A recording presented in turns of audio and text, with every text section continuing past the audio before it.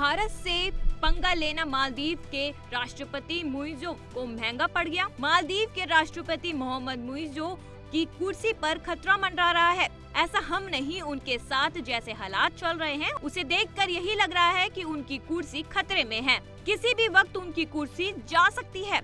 आसान शब्दों में कहें तो कभी भी उनकी सरकार गिर सकती है।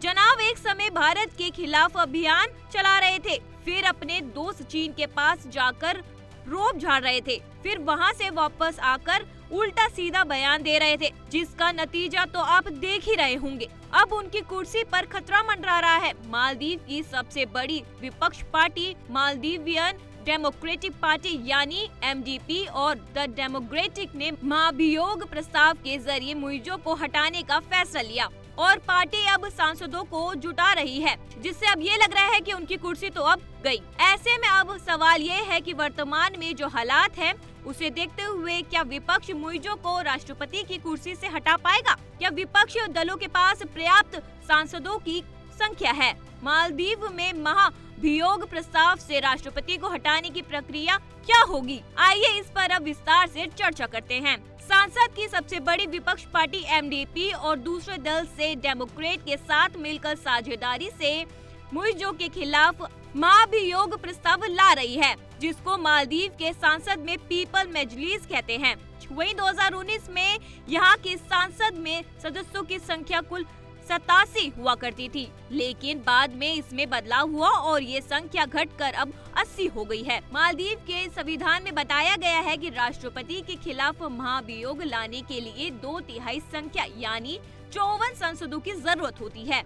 दोनों विपक्ष दलों का दावा है कि उनके पास 56 सदस्य हैं, जो पर्याप्त संख्या में हैं। रिपोर्ट्स के मुताबिक MDP के 12 सदस्य सत्तारूढ़ पीपल्स नेशनल कांग्रेस यानी PNC में शामिल हो गए हैं और अब नतीजा इनके पास 44 सांसद रह गए हैं। वही PNC के स्पीकर मोहम्मद असलन ने भी दावा किया है कि MDP के 12 सांसद हमारी पार्टी के सदस्य ले चुके हैं। ऐसे में अब सवाल ये उठता है कि विपक्ष मुइज़ो की पार्टी पीपल्स नेशनल कांग्रेस में और अपने सांसदों का विश्वास जीतकर उन्हें वापस ला पाएगा या नहीं, और अगर ऐसा होता भी है तो मुइज़ो को राष्ट्रपति की कुर्सी छोड़नी पड़ेगी। वहीं दूसरी पार्टी के सांसद दावा कर रहे हैं क्या वो महाभियोग की मुख्य प्रक्रिया के दौरान मुइज़ो के खिलाफ वोटिंग करेंगे भी या नहीं, ये भी देखना दिलचस्प होगा। बता दें कि महाभियोग प्रस्ताव स्पीकर के सामने पेश किया जाएगा। इसके लिए प्रस्ताव लाने वाले विपक्ष दलों को 2 दिन पहले ही नोटिस देना होगा। इसमें नोटिस के समय विपक्ष के साथ 1/3 सांसदों का सपोर्ट होना भी जरूरी है। MDP ने अविश्वास प्रस्ताव पेश करने के लिए आवश्यक हस्ताक्षरों को जुटा लिया है, लेकिन इन सभी को अभी पेश नहीं किया गया है। आपको बता दें कि 13 जनवरी को चीन की यात्रा से लौटने के बाद मुइज़ो ने प्रेस कॉन्फ्रेंस के दौरान भारत का नाम लिए बिना ही कटाक्ष रूप में कहा था, हम छोटे जरूर हो सकते हैं, लेकिन इससे उनके पास हमें धमकाने का लाइसेंस नहीं मिल जाता।